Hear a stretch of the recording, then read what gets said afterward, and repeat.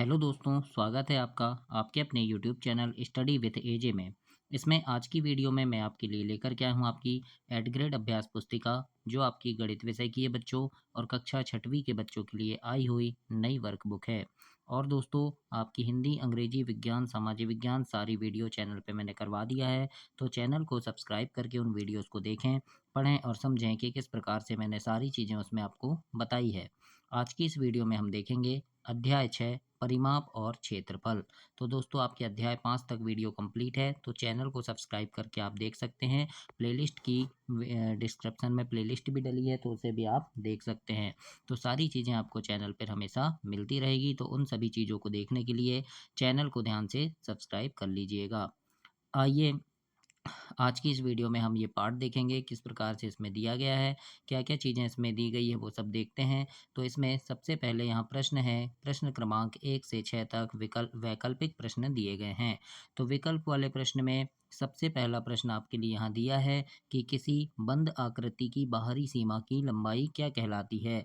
तो जैसे ये कोई बंद आकृति है ये, है ना? तो इसके बाहर का यानी इस प्रकार से हम बाहर-बाहर का नापेंगे तो वो क्या कहलाएगा?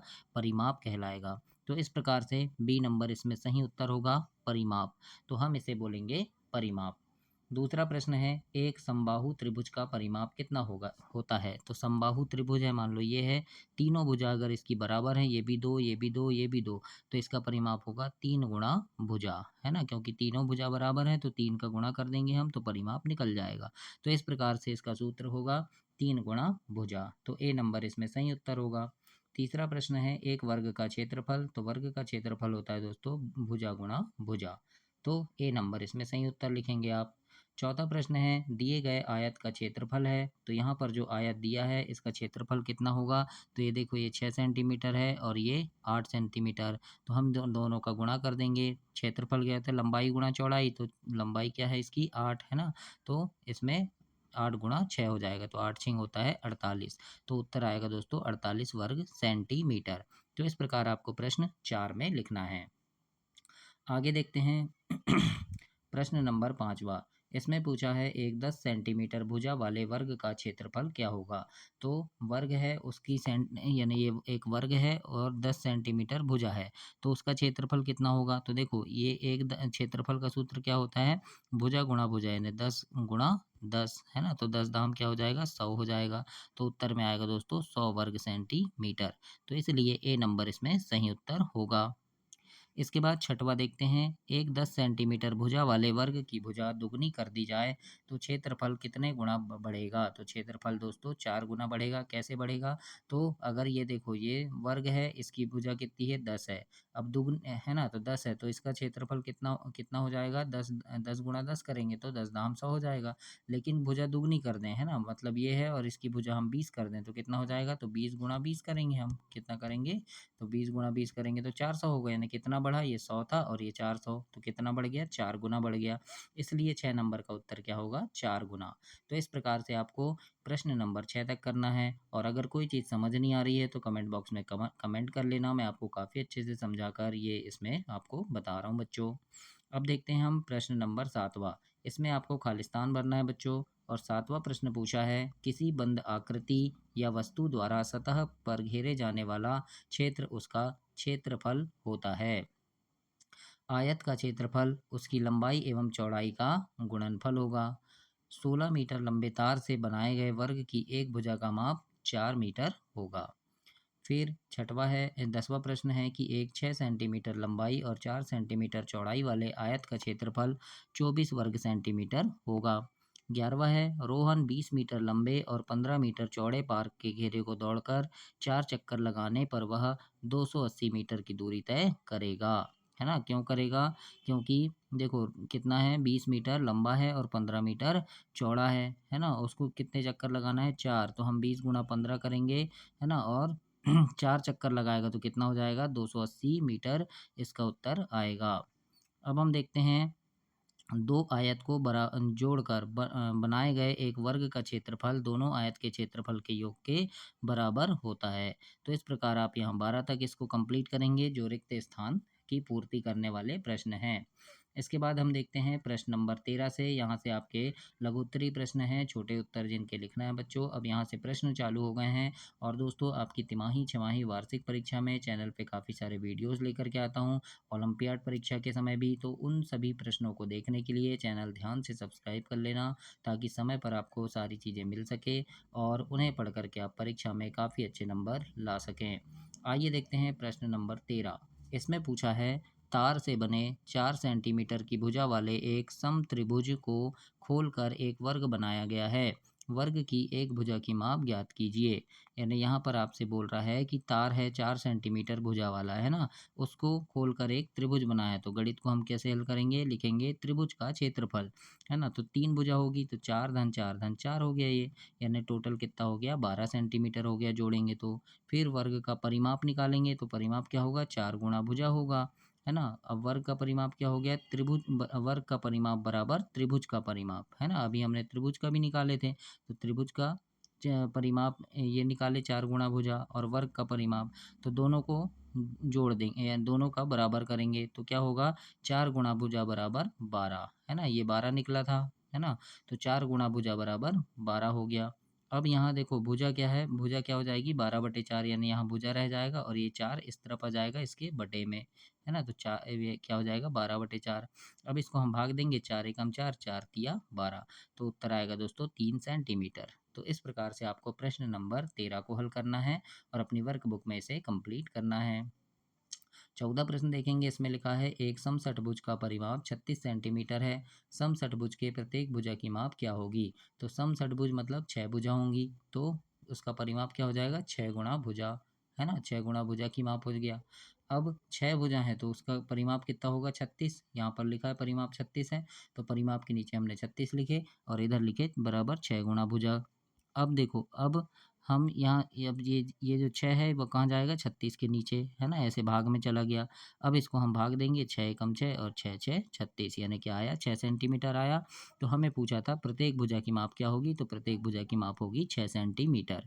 तो इस प्रकार से आपको प्रश्न 14 को हल करना है। अब हम देखेंगे प्रश्न नंबर 15। इसमें लिखा है, दिए गए त्रिभुज का परिमाप ज्ञात कीजिए, है ना? तो ये वाला त्रिभुज है, ये 5 सेंटीमीटर है, ये 4 सेंटीमीटर और ये 8 सेंटीमीटर लंबा है ये। अब इसका परिमाप ज्ञात करना है, तो हम लिखेंगे त्रिभुज का परिमाप, इसका सूत्र होता है तीनों भुजा की लंबाई का योग, है ना? तो तीनों भुजा की लंबाई को हम जोड़ेंगे, परिमाप निकालेंगे, है ना? 5 सेंटीमीटर है, 4 सेंटीमीटर और 8 सेंटीमीटर, तीनों को हमने जोड़ दिए तो कितना आया? तीनों को जोड़ने पर 17 सेंटीमीटर। तो यही इसका उत्तर होगा। तो इस प्रकार आप प्रश्न नंबर 15 को हल करेंगे। अब हम देखते हैं प्रश्न नंबर 16। 16 प्रश्न में यहाँ पे पूछा है, एक 48 सेंटीमीटर लंबे धागे से बने समत्रिभुज की प्रत्येक भुजा की माप ज्ञात कीजिए, है ना? कितना धागा है? 48 सेंटीमीटर है। अब हम लिखेंगे समत्रिभुज का परिमाप, तो कितना होता है?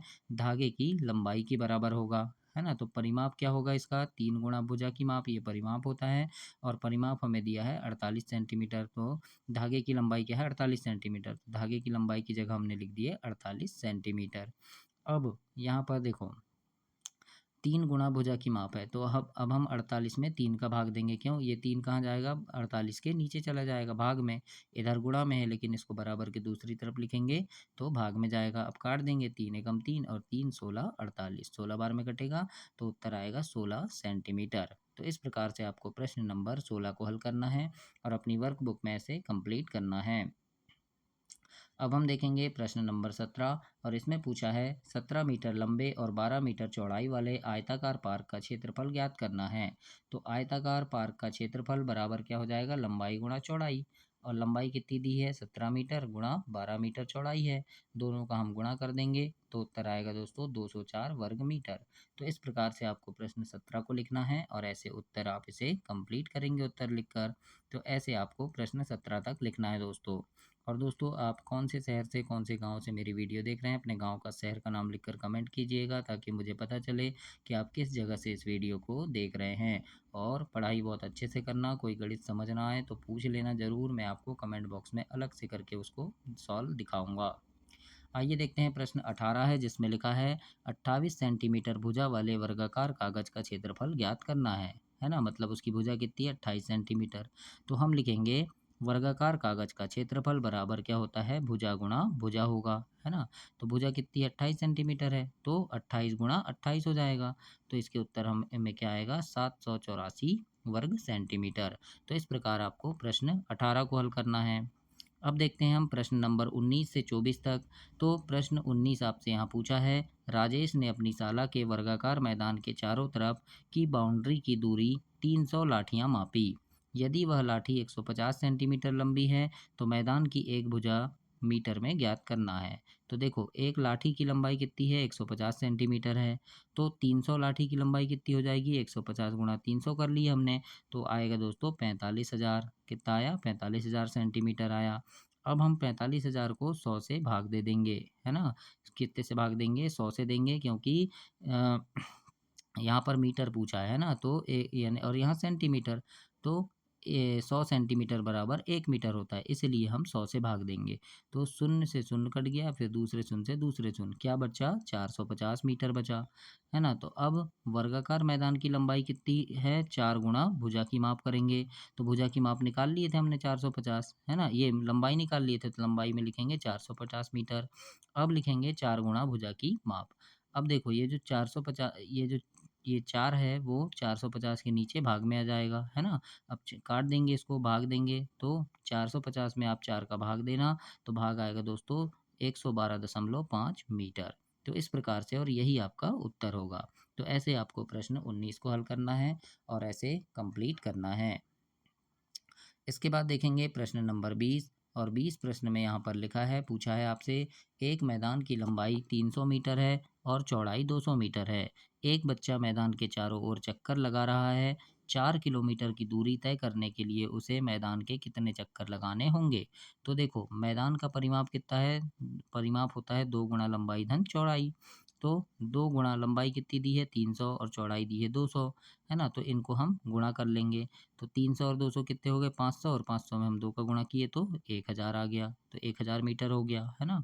इसके बाद 1000 मीटर में एक चक्कर पूरा लगता है ना। यहाँ बोला था एक चक्कर, तो एक चक्कर पूरा कितना लग रहा है, 1000 मीटर में। तो 4 किलोमीटर में कितना लगेगा, है ना, 4 किलोमीटर में कितना लगेगा, तो 4 गुणा 100 गुणा 1 बटे 1000।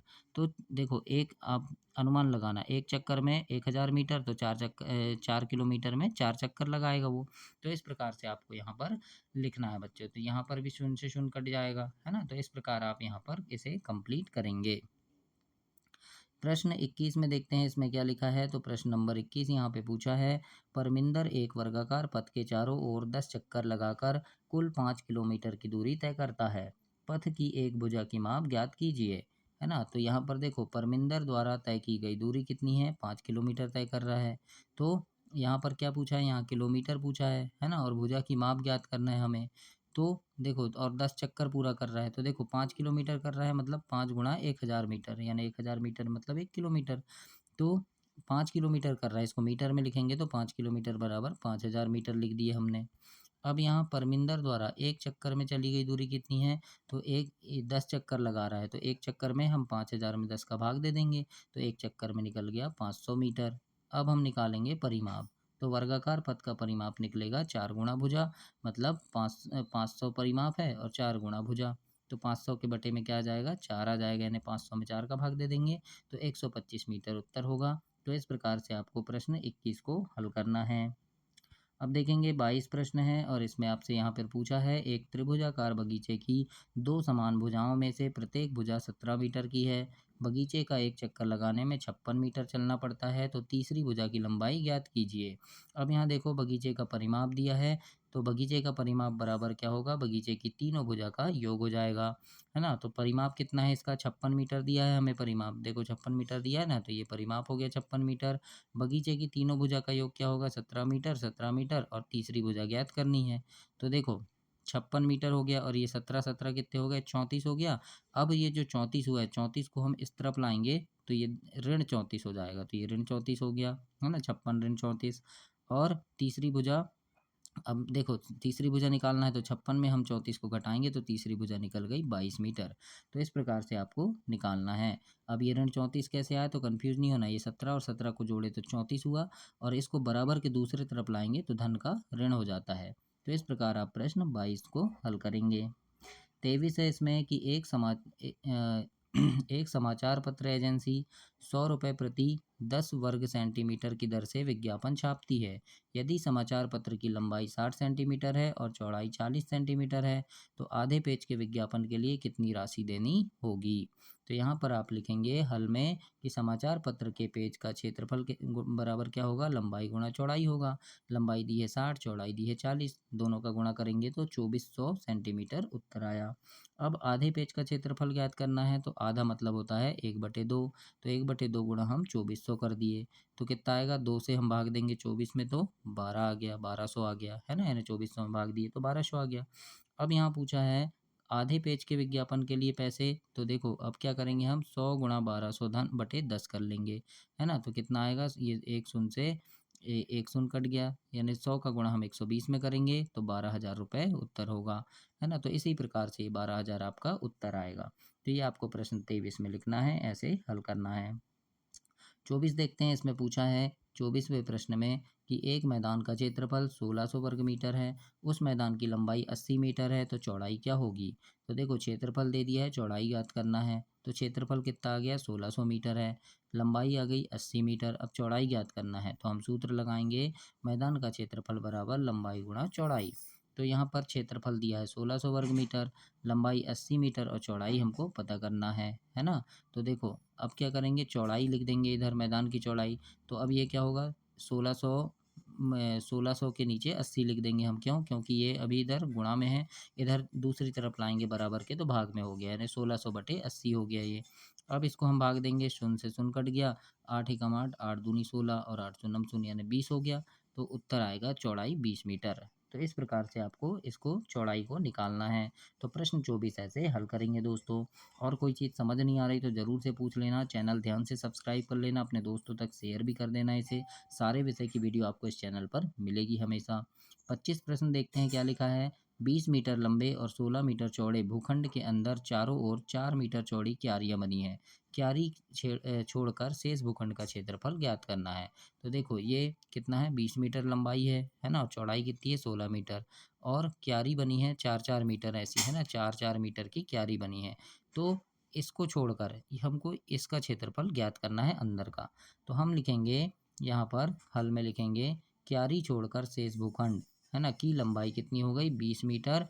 कैसे हो गई, कैसे कैसे 20 मीटर हो गई, तो देखो ये 4 है, ये 4 8, ये 4 12, है ना, और यानी 4 गुणा, यानी क्या कर देंगे हम, 4 का ये देखो ये 4 मीटर है और ये कितनी है टोटल, ये 20 मीटर की लंबाई है, तो ये हमने लिख दिए शेष भूखंड की लंबाई कितनी है 20 मीटर है ना। अब अंदर क्या आ जाएगा, 20 मीटर में 4 मीटर और 4 मीटर को घटाना पड़ेगा, तो 20 मीटर में हम 4 धन 4 यानी 8 मीटर घटाना पड़ेगा, तो 8 मीटर घटा दिए तो कितना बचा, 12 मीटर बच गया। अब लिखेंगे चौड़ाई, तो चौड़ाई में लिखेंगे चौड़ाई कितनी है 16 मीटर, कैसे, चार चार चार चार चार को 4 बार जोड़े तो 16 आ गया, और चौड़ाई कितनी है 16 है, तो यहाँ पर फिर 4-4 हमको जोड़कर घटाना पड़ेगा, तो 16 में हम 8 घटाए तो कितना आया 8 मीटर, यानी यहाँ पर लंबाई आ गई 12 मीटर और चौड़ाई आ गई 8 मीटर। अब यहाँ देखो आयताकार भूखंड है ना, इसका क्षेत्रफल निकालेंगे तो लंबाई गुणा चौड़ाई, लंबाई कितनी थी 12 और चौड़ाई 8, दोनों को गुणा कर देंगे तो 12 अट्ठे 96 मीटर उत्तर होगा। इस प्रकार से आपको प्रश्न 25 हल करना है। 26 देखेंगे, इसमें पूछा है कि एक आयताकार फर्श को 30 सेंटीमीटर भुजा वाली 50 वर्गाकार टाइल को पूरी तरह ढक दिया है, फर्श का क्षेत्रफल ज्ञात करना है। तो लिखेंगे यहाँ पर फर्श पर ढकी टाइल का क्षेत्रफल होगा भुजा गुणा भुजा। अब ये तो यहाँ क्या हो जाएगा 30 गुणा 30, है ना, दोनों को जोड़ गुणा किए तो कितना आया 900, 30 क्यों, क्योंकि 30 सेंटीमीटर भुजा है, 30 गुणा 30 किए यानी 900 वर्ग सेंटीमीटर आ गया। अब 50 वर्गाकार टाइल का क्षेत्रफल निकालना है तो 50 गुणा 900 कर लेंगे, तो उत्तर कितना होगा 45,000 वर्ग सेंटीमीटर, है ना, मतलब फर्श का क्षेत्रफल बराबर टाइल्स का क्षेत्रफल कितना हो गया 45,000 वर्ग सेंटीमीटर हो गया। तो इस प्रकार से आपको 26 को हल करना है बच्चों। 27 देखते हैं, इसमें पूछा है चित्र में दिए गए दो समान छोटे त्रिभुज मिलाकर एक आयत बना है, आयत का क्षेत्रफल ज्ञात करना है। तो एक ये त्रिभुज एक दूसरा त्रिभुज ये मिला के ये पूरा आयत बन गया, इसका क्षेत्रफल ज्ञात करना है। तो देखो इसकी ये लंबाई कितनी हो गई 4 सेंटीमीटर, चौड़ाई ये 3 है तो ये 3 हो गई चौड़ाई, है ना। अब क्षेत्रफल ज्ञात करेंगे तो आयत की लंबाई कितनी है 4 सेंटीमीटर, चौड़ाई है 3 सेंटीमीटर, क्षेत्रफल क्या होगा लंबाई गुणा चौड़ाई, यानी 4 और 3 का हम गुणा कर देंगे तो 4 तिया 12 वर्ग सेंटीमीटर आया। तो इस प्रकार 27 प्रश्न को हल करेंगे और ऐसे कंप्लीट करेंगे। 28 प्रश्न देखते हैं। इसमें पूछा है राजू अपने स्कूल के खेल के मैदान जिसकी लंबाई 150 मीटर है और चौड़ाई 100 मीटर है, इसमें दौड़ लगाता है। सोहन अपने स्कूल के खेल के वर्गाकार मैदान जिसकी लंबाई 120 मीटर है, इसमें दौड़ लगाता है। राजू और सोहन में से किसके द्वारा चक्कर में अधिक दूरी तय की गई है। तो देखो मैदान की लंबाई कितनी है 150 मीटर, चौड़ाई है 100 मीटर। तो राजू के द्वारा एक चक्कर में तय की गई दूरी क्या होगी, 2 गुना लंबाई धन चौड़ाई, यानी 2 गुणा 150 धन 100 मीटर। चौड़ाई 100 है, 150 मीटर लंबाई है, तो दोनों का हमने गुणा कर दिया तो 150 और 100 कितना हुआ 250, और 2 का गुणा करेंगे 250 में तो 500 मीटर आया, है ना। तो ये क्या 500 मीटर क्या हुआ, राजू द्वारा एक चक्कर में तय की गई दूरी कितनी है 500 मीटर आ गई।